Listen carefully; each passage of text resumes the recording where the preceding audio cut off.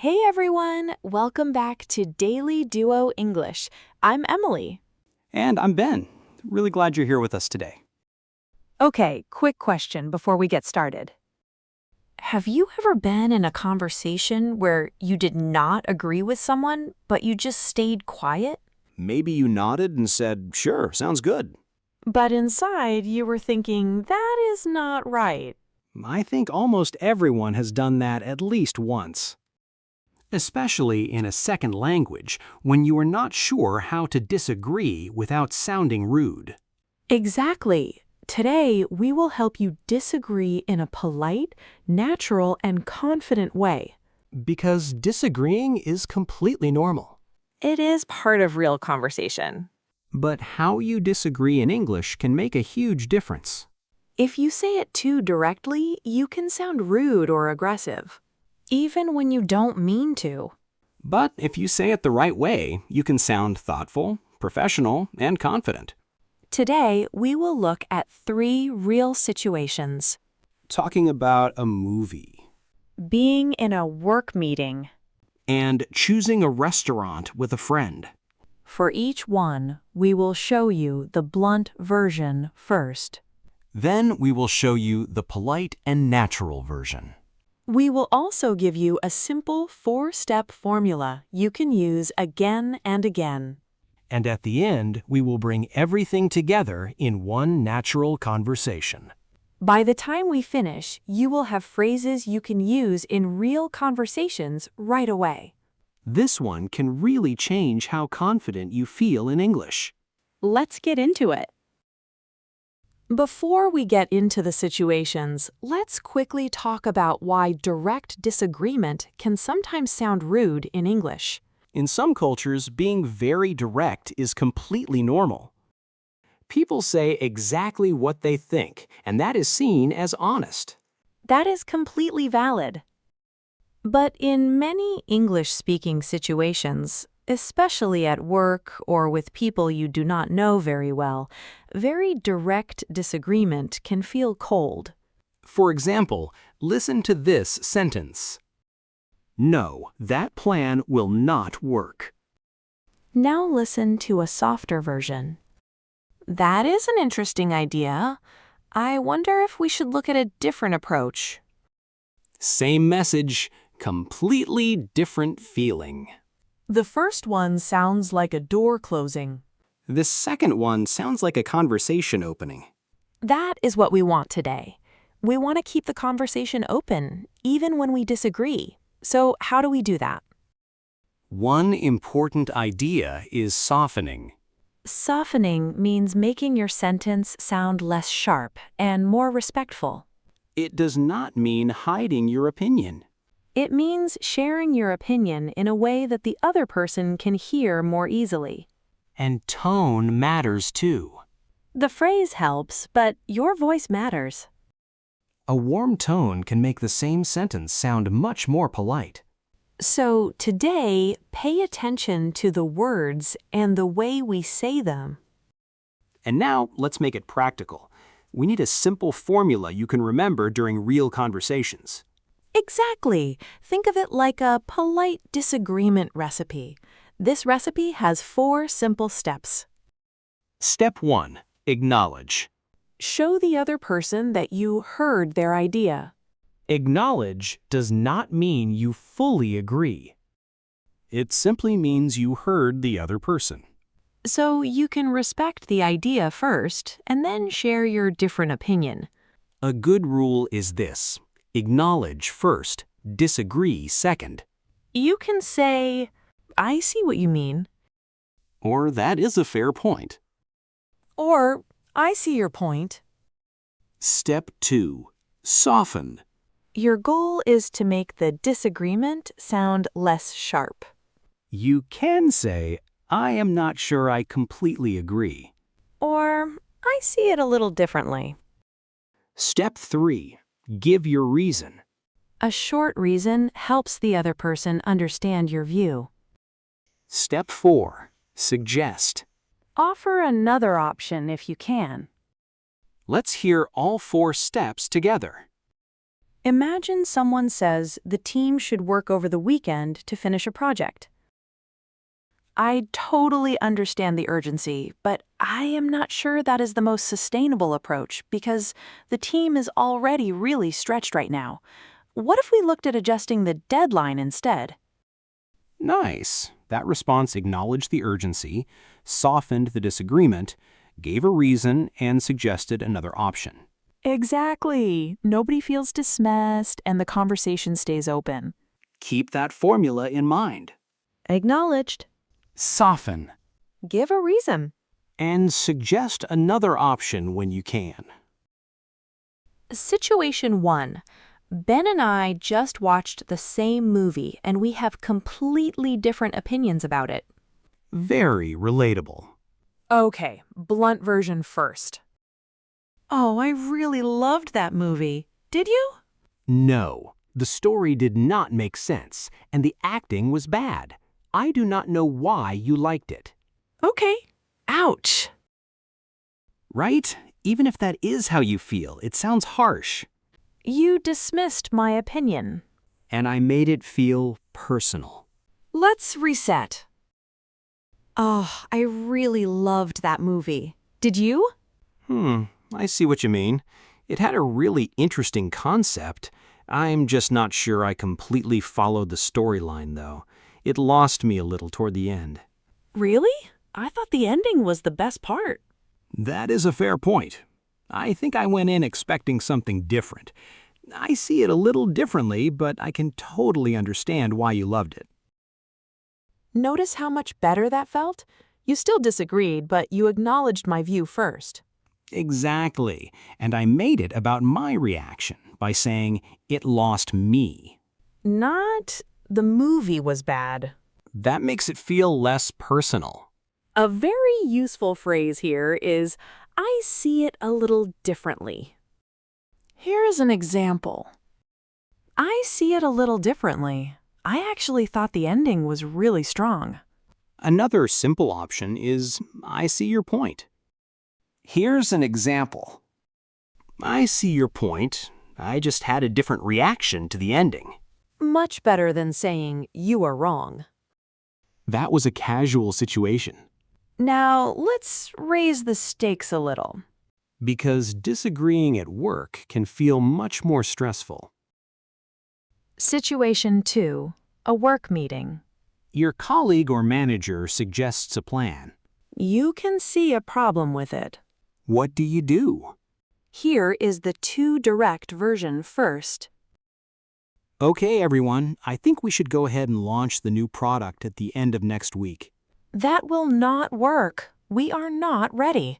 Someone should have planned this better. Yeah, that creates tension immediately. It sounds critical, not collaborative. Now, let's try the professional version. Okay, everyone, I think we should go ahead and launch the new product at the end of next week. I totally understand the urgency. I know we all want to keep things moving. My concern is that the timeline may be a little tight. If we push for next week, there may not be enough time for final testing. Okay, what are you thinking? I am not against launching soon at all. I just think we need a proper buffer. Would it make sense to move the launch by 1 week so we can complete the final testing properly? That makes sense. Let's look at that option. This version works because it sounds professional and calm. First, you acknowledged the urgency. Then I used a very useful workplace phrase. My concern is that the timeline may be a little tight.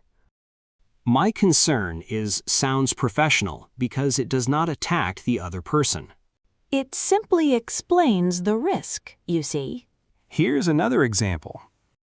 My concern is that we may not have enough time for testing.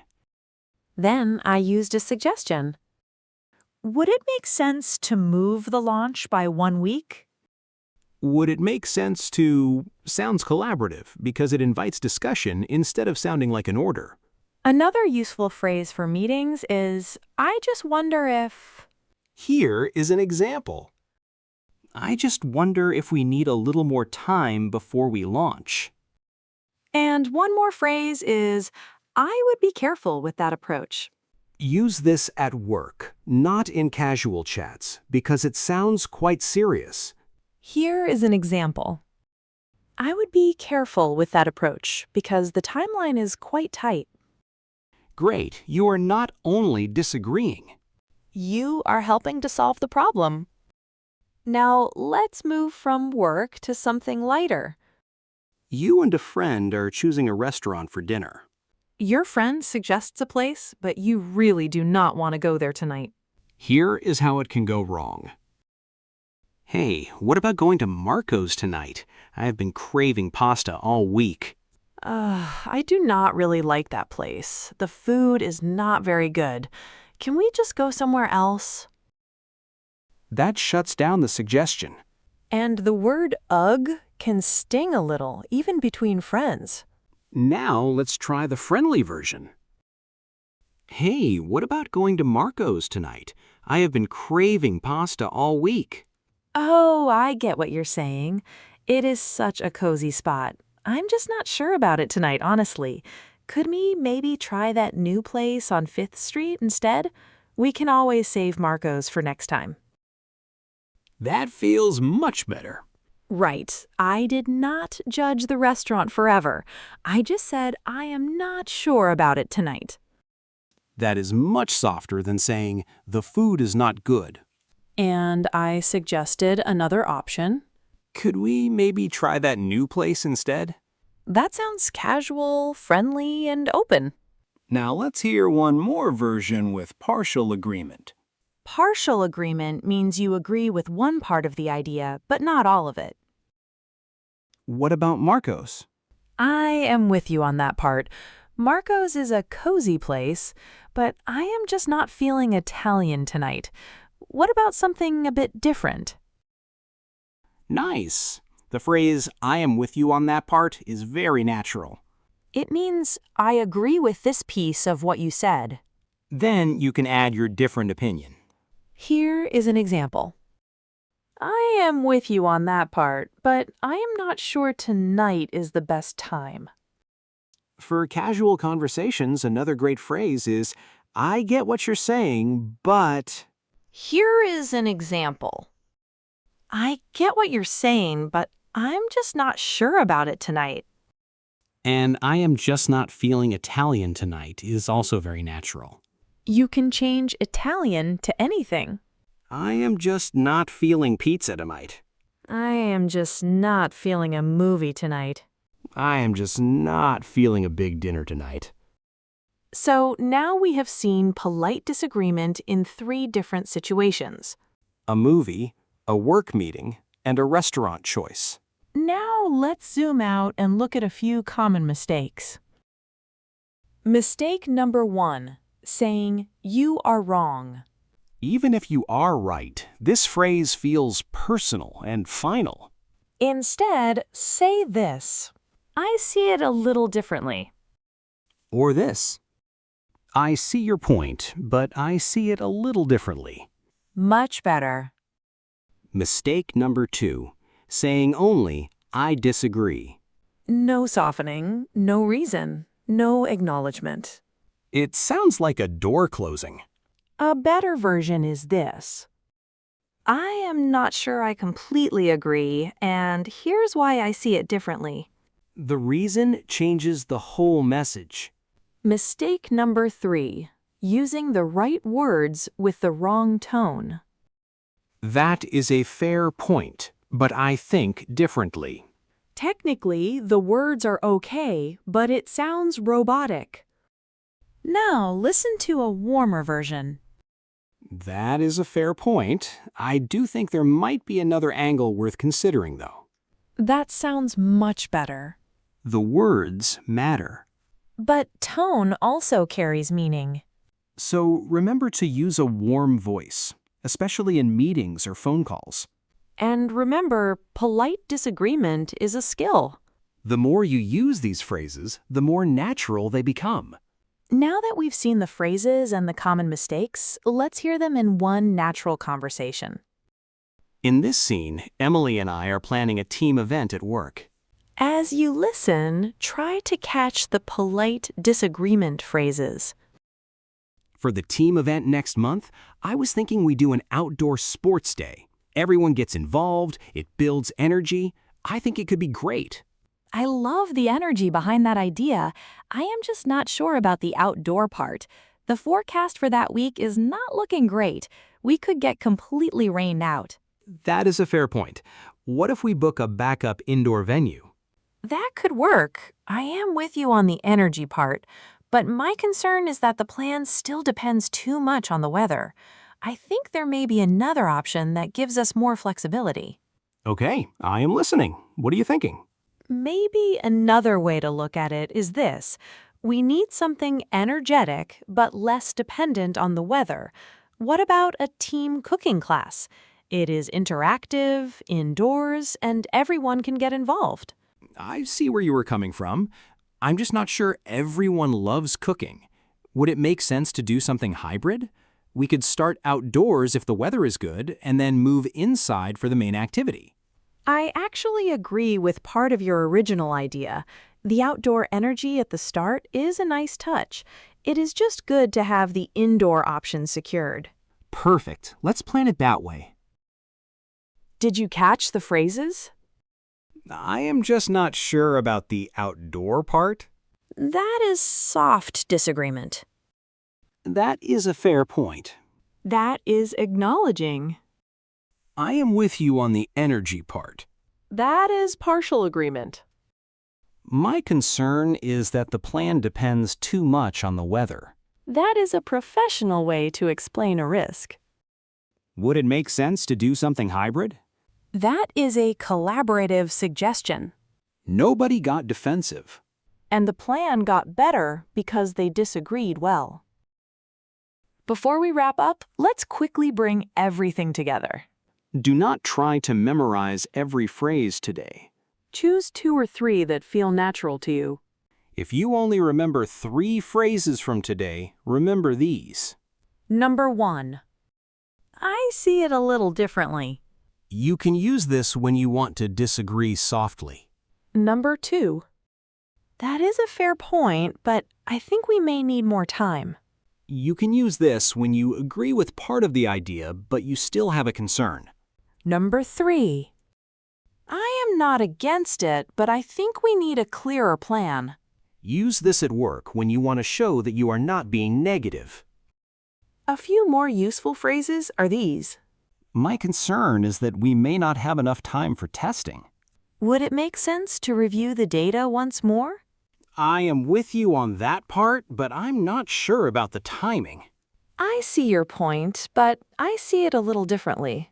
And for casual conversations. I get what you're saying, but I'm just not in the mood for Italian tonight.